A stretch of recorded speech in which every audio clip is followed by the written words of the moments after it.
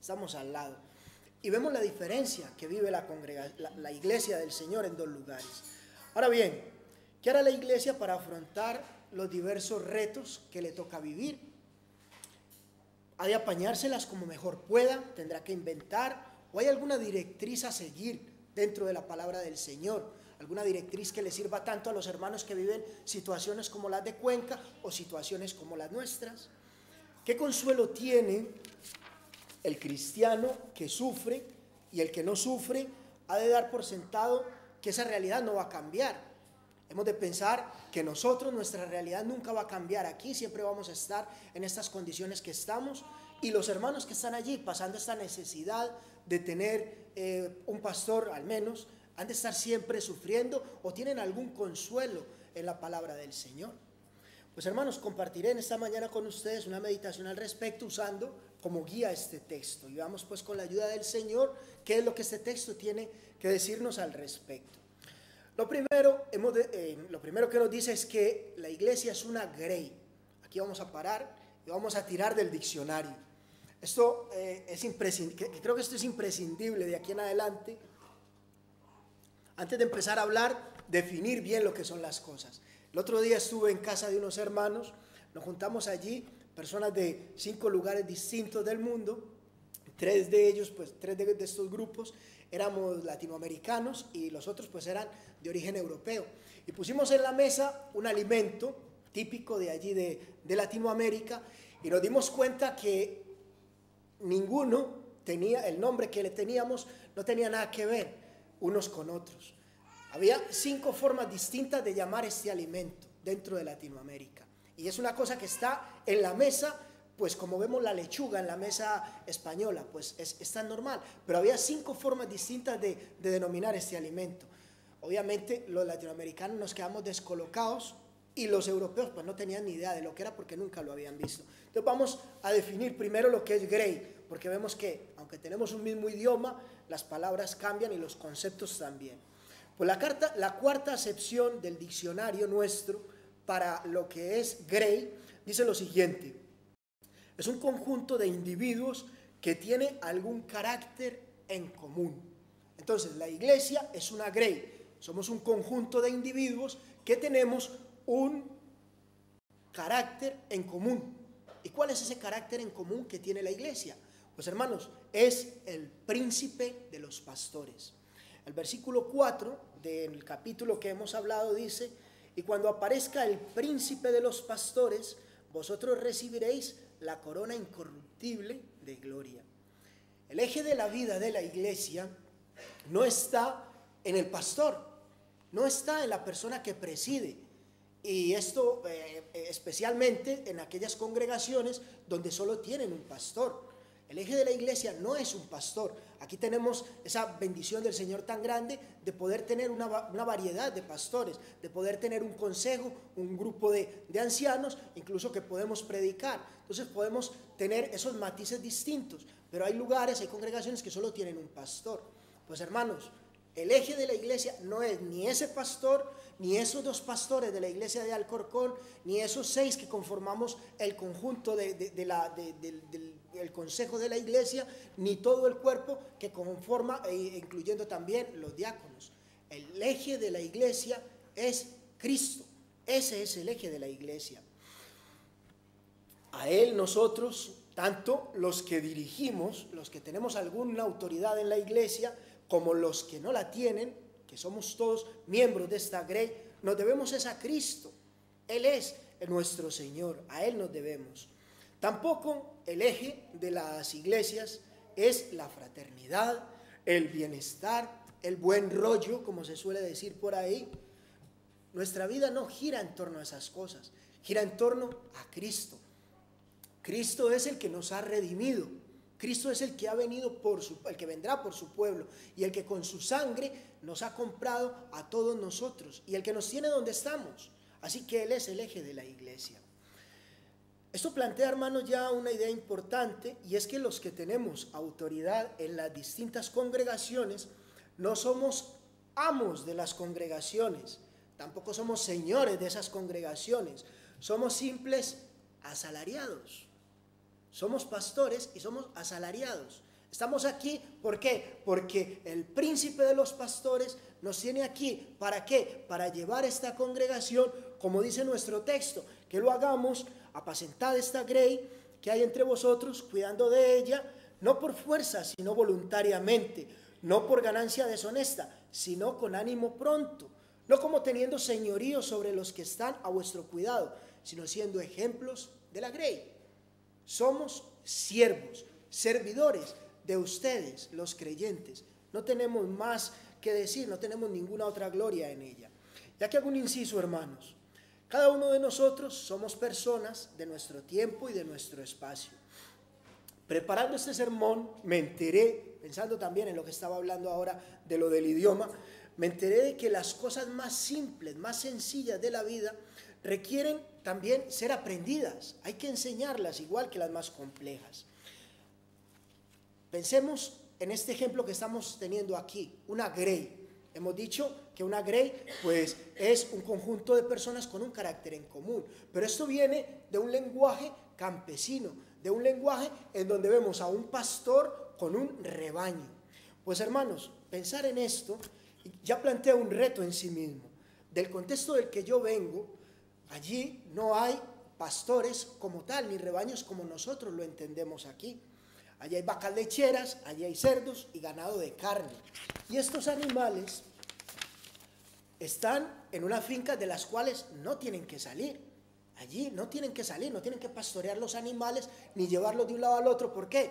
Porque allí hay pastos todo el tiempo, todo el año aquello está verde. Entonces allí no hay ese sentido de estar llevando los animales de un lugar al otro.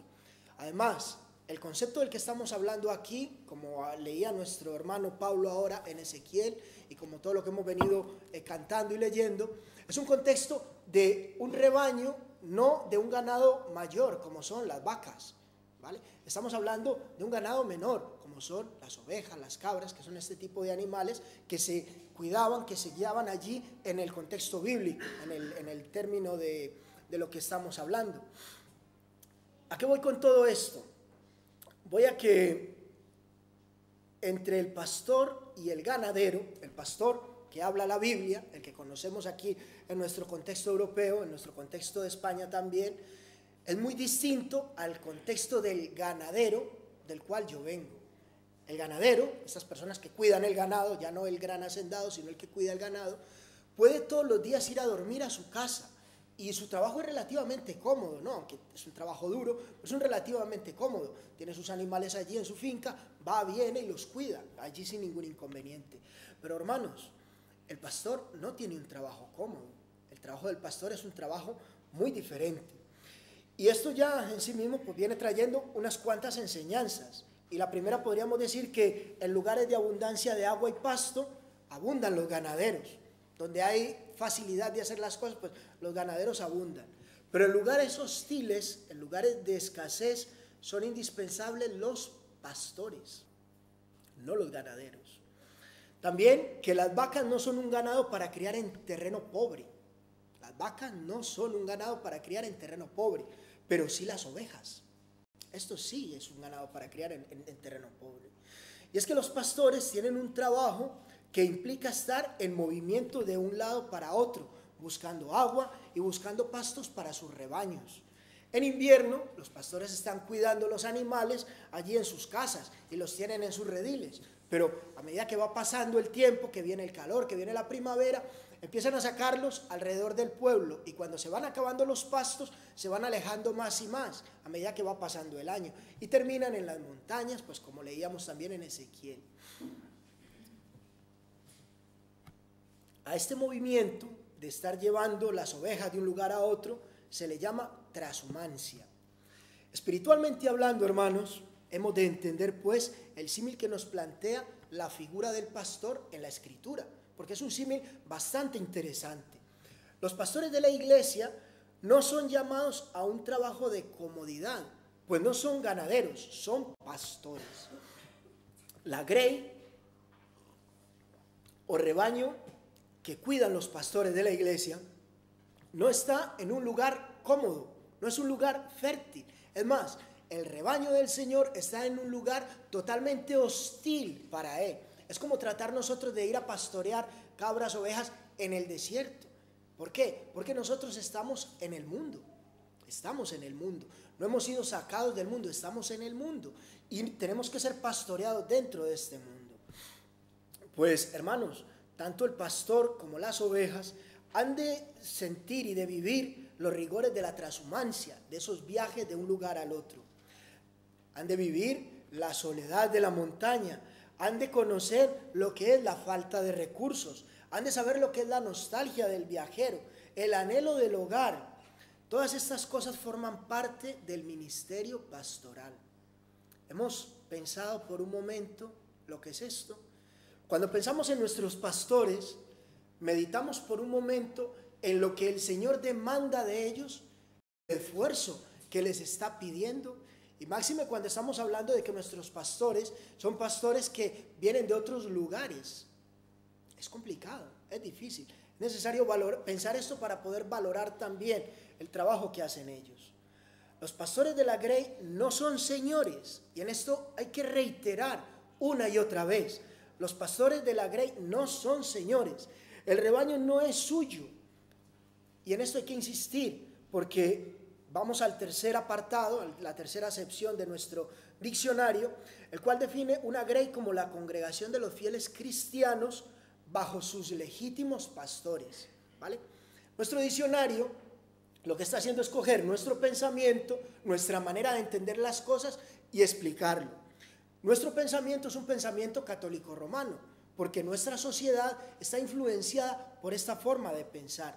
Y cuando habla aquí de sus legítimos pastores, está haciendo referencia a los sacerdotes, al sacerdocio que viene de esa corriente de pensamiento. Pero hermanos, ¿qué dice la Escritura al respecto? Pues Juan 21, el capítulo 15 al 17, lo narra muy bien. Dice lo siguiente: cuando hubieron comido, Jesús dijo a Pedro: Simón, hijo de Jonás, ¿me amas más que estos? Le respondió: sí, Señor, tú sabes que te amo. Él le dijo: apacienta mis corderos. Volvió a decirle la segunda vez: Señor, hijo de Jonás, ¿me amas? Pedro le respondió: sí, Señor, tú sabes que te amo. Le dijo: pastorea mis ovejas. Le dijo la tercera vez: Simón, hijo de Jonás, ¿me amas? Pedro se entristeció de que le dijera la tercera vez: ¿me amas? Y le respondió: Señor, tú lo sabes todo, tú sabes que te amo. Jesús le dijo: apacienta mis ovejas. Las ovejas son de Cristo. Y espiritualmente hablando, siervos orgullosos, prepotentes, vestidos de oro y de púrpura, que habitan en casas cómodas, en lugares espléndidos y adornados de todo bien, no son los legítimos pastores de la Grey cristiana. Esto lo hemos ejemplificado muy bien en el catolicismo romano. Vemos todo aquel esplendor que hay, y a esto, a las ovejas, hay que decirle simple y sencillamente: de estos pastores, huid. Estos no son los legítimos pastores. Estos no son los que han sido puestos por Cristo para pastorear la iglesia. No lo son. Huid de estos. Tampoco la mediocridad y la cobardía son atributos de los verdaderos pastores que el Señor ha puesto en su iglesia. Es muy conocida la historia de David. Es muy conocida la historia de David, de cómo él mató a Goliat con una piedra. Y siempre es un ejemplo de valor, de coraje, de fortaleza, de ver un chaval, un niño, un joven, cómo mata a un gigante con una honda. Pero hermanos, a mí me gusta más lo que hay antes de ese pasaje. Es más diciente todavía. Lo que hay antes está en Primera de Samuel, el capítulo 17, los versículos 33 al 36. Dijo Saúl a David, el rey Saúl le está diciendo a David, que es el que han traído, porque él dice: yo me voy a enfrentar al gigante. Y le dice Saúl: no podrás tú ir contra aquel filisteo para pelear con él, porque tú eres muchacho y él es hombre de guerra desde su juventud. David respondió a Saúl: tu siervo era pastor de ovejas de su padre. Paremos aquí, ¿vale? Tenemos un guerrero, grande, fuerte, temible. Tenemos un rey que está mandando tropas y que no han podido vencer ni al ejército, ni mucho menos a este personaje. Y viene un pastor casi que es despreciable, ¿no? La figura. Y según vemos el contexto, casi que todo el mundo lo desprecia. Pero un pastor que viene, ¿qué pinta aquí un pastor? ¿Vale? Bueno, pues David le responde a Saúl: tu siervo era pastor de las ovejas de su padre, y cuando venía un león o un oso y tomaba algún cordero de la manada, salía yo tras él y lo hería y lo libraba de su boca. Y si se levantaba contra mí, yo le echaba mano de la quijada y lo hería y lo mataba. Fuese león, fuese oso, tu siervo lo mataba. Tu siervo lo mataba. Esto dice la palabra del Señor. Pues hermanos, me gusta más esto porque esto sí describe perfectamente lo que es el coraje y el valor. El coraje y el valor no se dan cuando estamos en primera línea de batalla. El coraje y el valor no se expresa cuando yo me subo aquí a predicar. El coraje y el valor se expresa cuando nosotros, que estamos allá sentados, salimos a vivir nuestra vida cotidiana y tenemos que enfrentar osos y tenemos que enfrentar lobos y leones. Ahí está el valor. Ahí está el valor. El valor viene en el carácter del creyente. Está impreso en el carácter del creyente. Y aunque somos ovejas, tenemos un valor. Y ese valor, ¿quién nos lo da? Cristo. Él es el que nos da el valor. ¿Para qué? Para afrontar la cotidianidad. Para afrontar la cotidianidad. Este es un buen ejemplo, hermanos, de lo que tiene que tener el verdadero pastor llamado por el Señor.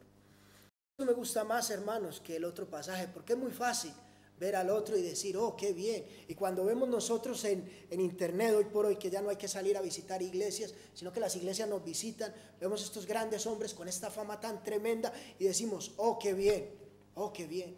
Pero hermanos, el hermano más humilde, el hermano más sencillo, el hermano más simple, en el lugar más recóndito de este mundo, está mostrando igual valor, igual fiereza, igual bondad, desarrollando su trabajo cuando está predicando la palabra del Señor. ¿Hemos meditado eso? ¿Hemos meditado eso? Cuando pensamos en lo que recibimos aquí domingo tras domingo de nuestros pastores, hemos pensado en que su trabajo se equipara igual a cualquiera de estos grandes hombres que vemos hoy en internet llenando toda lo que son estas páginas. ¿O hemos pensado siquiera que su trabajo es igual y que el valor que requieren y necesitan para hacerlo es igual que el de los grandes hombres de antaño, de Lutero, de Calvino, esos grandes hombres que dieron allí que revolucionaron Europa solamente con la convicción de que tenían que ser fieles a la palabra del Señor? Es el mismo caso, hermanos, es el mismo caso.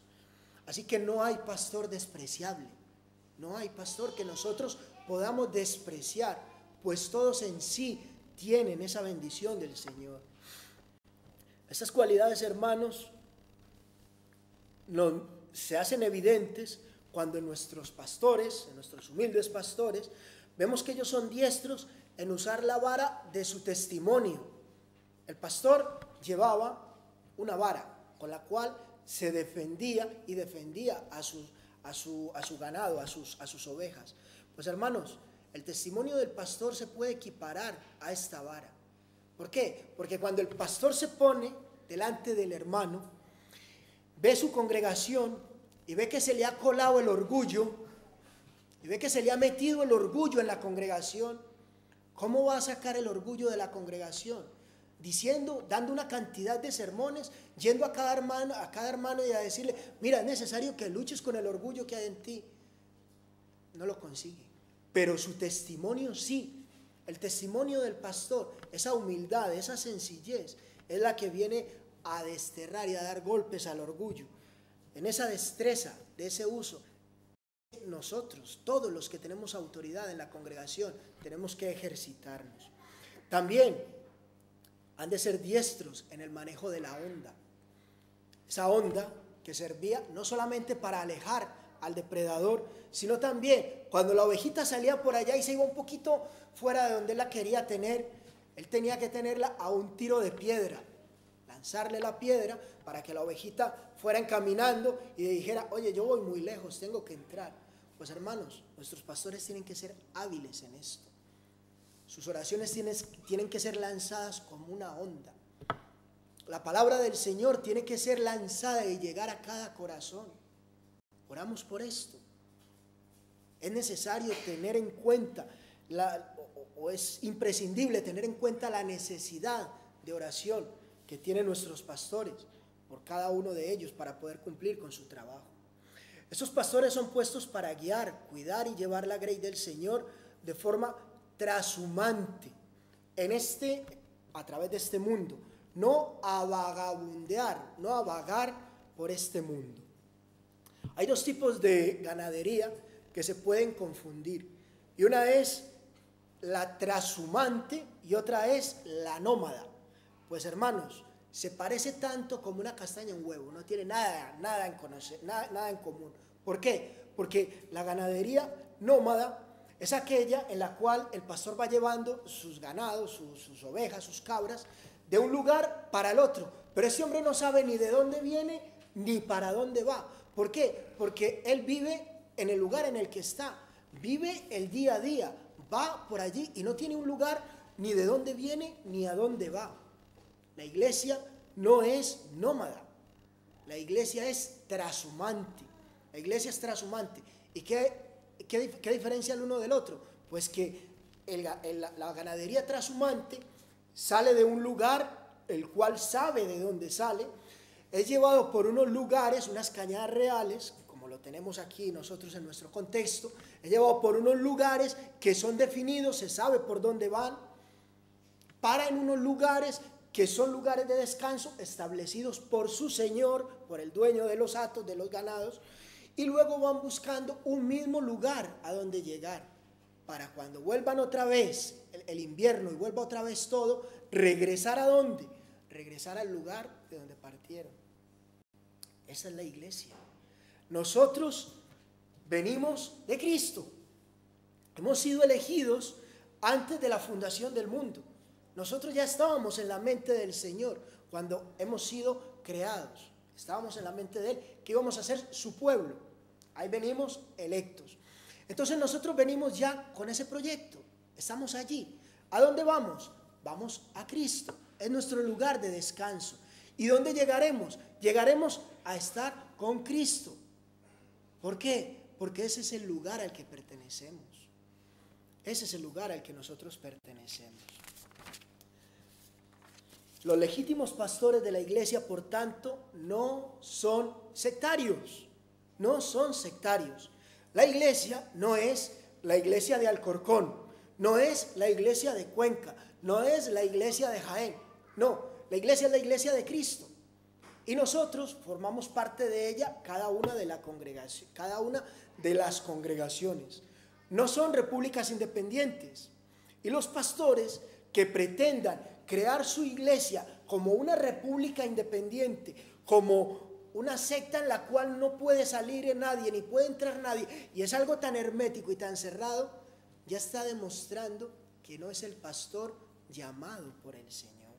Y si ya en él vemos la altivez de los ojos y ya vemos el orgullo en su corazón como se hace evidente, pues no es el pastor llamado por el Señor. Porque es muy fácil pararnos aquí y juzgar a los de fuera y mirar el catolicismo romano y decir, bueno, es que esto es un ejemplo palpable de lo que es los falsos pastores. Pero ¿y qué pasa con nosotros? ¿Cuántos lobos rapaces no se han vestido de ovejas y están metidos en la iglesia del Señor ahora y están llevando verdaderas congregaciones por unos derroteros que no tienen nada que ver con lo que el Señor les ha mandado?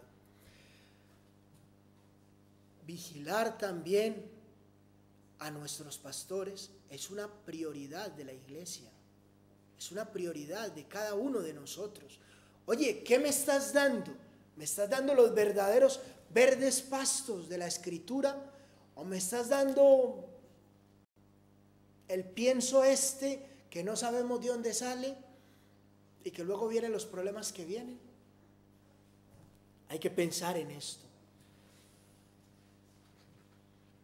Pastores que dividen la iglesia, que separan el cuerpo de Cristo, que llevan doctrinas extrañas para alimentar a sus ovejas, es menester huir de ellos. Es menester huir de ellos y velar por nuestras congregaciones para que esto no vaya a entrar en ninguna de nuestras congregaciones. Esa grey, esa congregación de fieles cristianos de la cual estamos hablando, tiene un principio de orden. Es una grey, no es una anarquía, no es una jauría de lobos. Bueno, incluso los lobos se nota también una jerarquía. No, aquí hay una jerarquía establecida. Hay un pastor, hay unos animales, una figura de animales puestas bajo esta autoridad. Es necesario pues definir qué tipo de rebaño es del cual está hablando la Escritura. Lo primero que tenemos que descartar es que este rebaño no es un rebaño de vacas, ¿vale? Las vacas en el Nuevo Testamento no aparecen siquiera. Esto me di cuenta ayer mientras estaba leyendo, buscando preparar este sermón. En el Nuevo Testamento no aparecen vacas. Es curioso, no aparecen vacas. Lo pueden mirar en cualquier concordancia, pone la palabra vaca y no aparece en el Nuevo Testamento. En el Antiguo Testamento sí se usa y se ven las vacas como tal, pero están asociadas a un concepto, a una idea de riqueza, de opulencia, a un concepto de incluso orgullo. Dice lo siguiente, Amós, el capítulo 4, el versículo 1, dice: oíd estas palabras, vacas de Basán, que estáis en el monte de Samaria, que oprimís a los pobres y quebrantáis a los menesterosos, que decís a vuestros señores: traed y beberemos. Jehová el Señor juró por su santidad. He aquí viene sobre vosotras días que os llevarán con ganchos y a vuestros descendientes con anzuelos de pescador, y saldréis a las brechas una tras otra, y seréis echados del palacio, dice el Señor. Esto es un buen ejemplo del pensamiento que conllevan las vacas en el Antiguo Testamento. Primera lección: los cristianos no somos un rebaño orgulloso, símbolo de poder y de riqueza. Somos una grey sencilla. Paro aquí, vuelvo a repetir. Los cristianos no somos una grey símbolo de poder y de riqueza. No somos un símbolo de orgullo, todo lo contrario. Somos un símbolo de humildad, de sencillez. Eso han de ser los cristianos. Segunda lección: nuestros pastores pues no son ganaderos, sino que son humildes pastores. Aquí cada uno ya está entrando en su lugar. Ni el pastor es el señor de la grey, no es el dueño del rebaño, pero el rebaño tampoco es un rebaño opulento, tampoco es para que se ensoberbezca. Es un rebaño humilde, Tampoco este rebaño es de cabras. Si bien en el Nuevo Testamento las cabras formaban parte, en aquella época del Nuevo Testamento, las cabras sí formaban parte de los rebaños, no eran el principal valor dentro de los rebaños, no eran el eje de esa economía pastoril. Ellos no lo eran. ¿Por qué? Porque las cabras son otro animal totalmente distinto en el cual estaba fundado la economía de aquel momento. Si bien estaban, pero no eran la mayoría. Y pensar en lo que es una cabra dentro de la Escritura y también dentro de nuestro pensamiento es pensar en locura. Estás como una cabra. Es una forma de decir, y la verdad nos lleva muy bien a esto: estás loco. O hacer el cabra es andar por ahí subiendo por donde no tenemos que subir, metiéndonos por allí donde no tenemos que meternos y haciendo locuras, ¿vale? Eso es una forma de entender. Pues hermanos, hemos de decir que además de ese concepto, en el original griego, la cabra es un animal que mordisquea. Es el concepto que trae el original griego. Y de estos hay bastantes en la iglesia del Señor.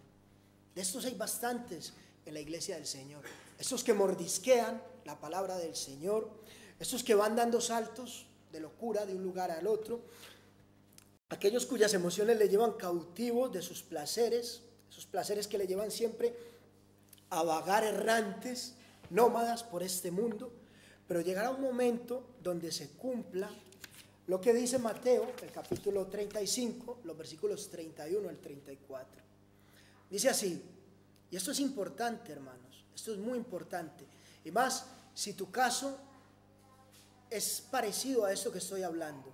Dice lo siguiente: cuando el Hijo del Hombre venga en su gloria y todos los santos ángeles con él, Entonces se sentará en su trono de gloria y serán reunidas delante de él todas las naciones. Y apartará los unos de los otros, su gloria, y serán reunidas delante de él todas las naciones, y apartará los unos de los otros, como aparta el pastor las ovejas de los cabritos. Y pondrá las ovejas a su derecha y los cabritos a su izquierda. Entonces el rey dirá a los de su derecha: venid benditos de mi Padre, heredad el reino preparado para vosotros desde la fundación del mundo. ¿Qué te asemeja más? A tu comportamiento, a tu espiritualidad. ¿Qué se asemeja más? ¿La cabra o la oveja? Que era el verdadero animal, eje de la economía, y era la mayoría de los rebaños. ¿Qué se asemeja más a tu actitud, a tu vida? Vienes domingo tras domingo, te pasas por aquí, te dejas caer, como se suele decir, a mordisquear un poco la palabra del Señor. Pronto me dicen algo que me gusta, a dar saltos doctrinales, a estar saltando de un lado para el otro, a ver dónde me gusta más lo que me dicen.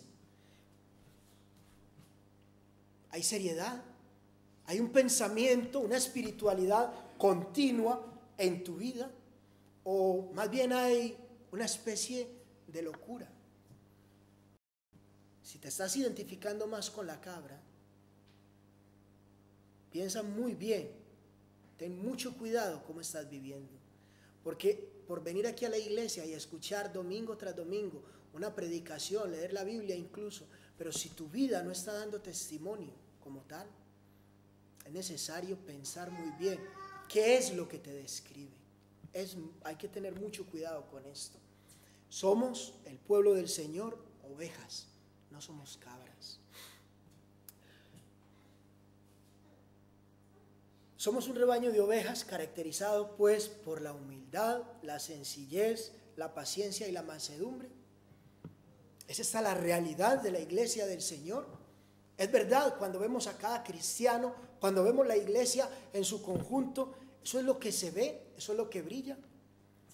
Dice nuestro texto, versículo 5 al 7, igualmente jóvenes,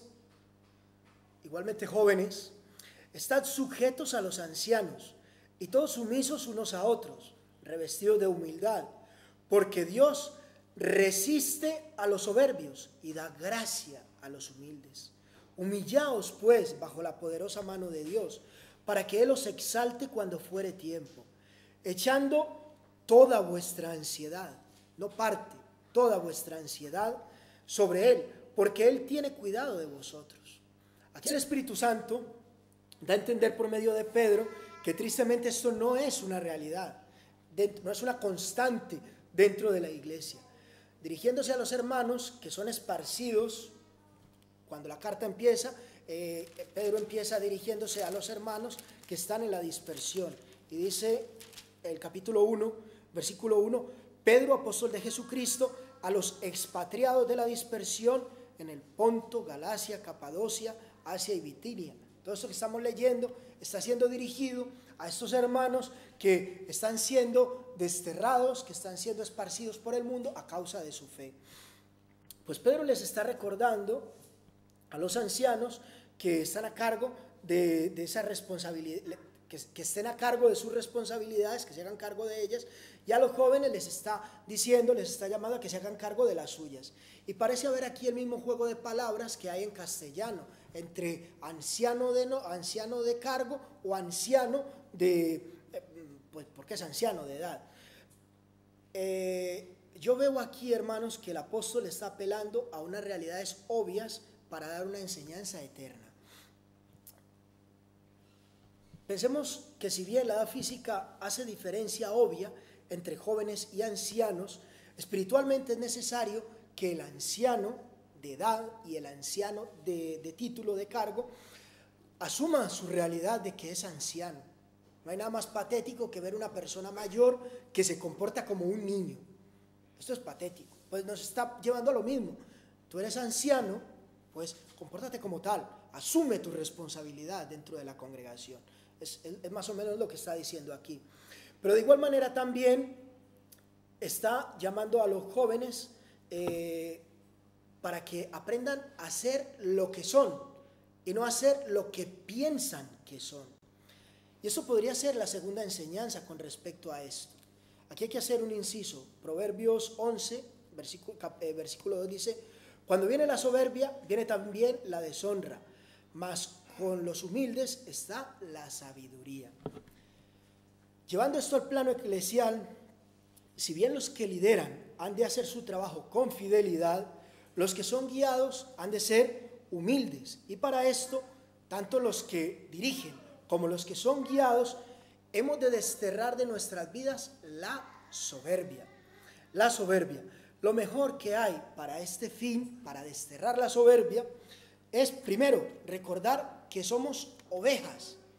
Ovejas. Somos ovejas, no somos lobos. El otro día leía un comentario de un fanático de estos de regímenes ya extintos, gracias a Dios, y decía lo siguiente el comentario: en este mundo de corderos nosotros hemos decidido ser los lobos. Bueno, cada uno con su cada cual. El cristiano no tiene esta posibilidad. Esto no lo puede elegir el cristiano. El cristiano es una oveja. Su naturaleza es de oveja. Da leche, da lana. Ese es el cristiano. Ese es el cristiano. El cristiano no es el lobo y no se puede convertir en lobo. Tenemos libertad. Somos libres en Cristo, sí. Pero para hacer lo que nuestra naturaleza propiamente conlleva. Ser ovejas, no lobos. No lobos. No lobos. Por eso el orgullo es tan detestable delante del Señor. Es tan detestable delante del Señor. ¿Qué detesta el Señor? ¿Qué abomina el Señor? Los ojos altivos. Los ojos altivos. Y es curioso que aquí Pedro lo lleva en el plano de los jóvenes. Y esto no es porque queramos cargar contra los jóvenes siempre, sino simple y sencillamente porque ya hemos sido jóvenes. Yo también fui joven, ¿no? Todos aquí, algunos se ríen. Hemos sido jóvenes. Y tristemente hemos sufrido lo que es el orgullo, la soberbia, en nuestra juventud. ¿Por qué? Porque tristemente también nosotros sabemos lo que es pensar que somos lo que no somos. Y que un buen día el Señor nos lleva, nos da un palmo de narices y nos dice: mira, tú eres una oveja. Tú eres una oveja. Compórtate como oveja. Compórtate como oveja. Y eso para todos. Eso para todos. Máxime para los que estamos aquí en autoridad. El consuelo, hermanos, que tenemos nosotros, las ovejas, estas ovejas del pueblo del Señor, es el siguiente: que nosotros, toda violencia, toda injusticia, toda ansiedad, la podemos llevar a Cristo. A Cristo. Esto es una bendición. No me hace falta ser el lobo para ir a desgarrar. No me hace falta. Todo pensamiento va cautivo a Cristo. Toda ansiedad va a los pies de Cristo. Toda injusticia va a Cristo. Y Cristo tiene cuidado de nosotros. ¿Te parece poco esto? ¿Te parece poco esto? Hermanos, yo tengo que contar de mi vida, y si me pongo aquí a contar, mejor dicho, no acabamos. Simplemente he de contar que yo sé lo que es ir a pelear por lo mío. Yo sé lo que es ir a pelear por lo mío. Yo sé lo que es el orgullo. Y yo sé lo que es estas cosas. Y yo sé lo que es decir: aquí estoy yo. Eso lo sé yo. Y también sé lo que eso conlleva. Sé a dónde me lleva eso. Hermanos, qué bonito decir: el Señor me ha enseñado a ser lo que soy. A conformarme con lo que soy. Una oveja a su cuidado. Una oveja a su cuidado. Y esto me basta. Y esto me basta. Y pensar que Él me lleva por verdes pastos, como dice el Salmo 23. Esto me basta. No hay más. Venga lo que venga, pase lo que pase, Él tiene cuidado de mí. Sed sobrios, continuando con nuestro texto porque el tiempo se nos echa encima. Sed sobrios y velad, porque vuestro adversario el diablo, como león rugiente, anda alrededor buscando a quien devorar, al cual resistid firmemente, sabiendo que los mismos padecimientos se van cumpliendo en vuestros hermanos en todo el mundo. Tú no eres la excepción. Estás sufriendo, estás padeciendo persecución, necesidad, agobios, yo qué sé, cualquier cosa. Tú no eres la excepción. Comentaba en Cuenca, precisamente, la cantidad de problemas mentales que hay en cuanto a salud mental que hay en el mundo en la actualidad. Cómo todo esto ha proliferado de una manera bestial. Y la iglesia no es excepción de esto. Pues, hermanos, estas cosas, algunas de estas cosas requieren un tratamiento médico. Requieren un tratamiento médico. Pero muchas de ellas, lo comentaba allí también, se podrían solucionar, se podrían saber llevar dentro de la iglesia si nosotros supiéramos que somos ovejas, que tenemos un buen pastor que nos cuida, porque se acabaría la ansiedad, se acabaría el agobio, estaríamos reposados en Cristo. Pero queremos ser lobos, no ovejas. Hay que ser oveja, hay que ser oveja. Hermanos, el consuelo para esta grey trashumante está en su propietario, mas el Dios de toda gracia, después que hayáis padecido, Él mismo os perfeccione, establezca, Él mismo lleve al sitio que en realidad tenemos que tener. Por conducto de Silvano, a quien tengo por hermano fiel, os he escrito brevemente, amonestándoos y testificando que esta es la verdadera gracia de Dios en la cual estáis. Estáis en la grey. En la grey. No te salgas de la grey. No te salgas de la grey. Y busca estar en la parte de adentro de la grey. Porque cuando el devorador viene, al primero que se lleva es a la oveja que va buscando estar más afuera de la grey. Busquemos estar cerca del pastor. Busquemos estar cerca de la escritura. Y desechemos la vanidad. Desechemos ese agobio y ese deseo de estar por fuera de lo que tenemos que estar. La iglesia que está en Babilonia, elegida juntamente con vosotros, y Marcos mi hijo, os saluda. ¿Está sufriendo? Hay otros que sufren más. Y los que sufren, su testimonio está dando luz a nosotros. ¿Para qué? Para decirnos que vamos a seguir sufriendo. También. No vamos a ser deshonestos. No importa. ¿Por qué? Porque esos sufrimientos que nosotros estamos viviendo ahora están dando testimonio de que Cristo vendrá. El gran pastor viene a recoger sus ovejas. Pronto, pronto. Ánimo entonces. Incluso la iglesia que está en el lugar más lejano, el peor de los lugares, el más sumido en la desesperación, Babilonia. ¿Qué concepto trae a nuestra mente Babilonia? Pues allí había iglesia. Y dice Pablo, los hermanos de Babilonia Pedro, la iglesia de Babilonia, los hermanos de Babilonia, están mandando saludos a los que están sufriendo la dispersión. Una bendición, ¿no? Una bendición. Con esto hay mucho debate, pero yo creo que es lo más sencillo de entender esta parte. La iglesia de Babilonia, los que están sufriendo, los que están en el mundo, los que están en condiciones hostiles, nos saludan, nos saludan. Animaos pues que la iglesia de los confines del mundo, incluyendo la que está en la peor situación, que puede ser Babilonia, nos saluda y nos está dando testimonio que Cristo viene. Y entre tanto, ¿qué hemos de hacer? ¿Llorar? ¿Sentirnos mal? ¿Andar errantes por el mundo? ¿Acongojados? No. Entre tanto hemos de vivir en santa comunión, saludados unos a otros con ósculo de amor, para que pasea con todos vosotros los que estáis en Jesucristo. Hermanos, que nuestro amén en esta mañana sea amén a la realidad de saber que como ovejas tenemos un sumo pastor que cuida de nosotros. A este que es nuestro Señor Jesucristo sea la gloria por siempre. Bendito Dios y Padre bueno, te damos las gracias por tu palabra en esta mañana, por el gozo y el consuelo que ella trae a nuestras vidas. Señor, incluso si en esta mañana hemos sido reprendidos por ella, que tú estés a través de tu Espíritu, Señor, ministrando a nuestro corazón. Que tú, Señor, estés reprimiendo el orgullo en cada una de nuestras vidas y que por el contrario, Señor, tú estés adornándonos a nosotros con humildad. Que podamos ser un fiel ejemplo, un fiel reflejo, Señor, de tu Hijo Jesucristo el cual no estimó el ser igual a ti como cosa que aferrarse, sino que todo lo contrario, se despojó a sí mismo, tomando forma de siervo, y en esta forma, Señor, llegó a sufrir la muerte, esa muerte horrenda de cruz, para salvarnos a nosotros de nuestra iniquidad.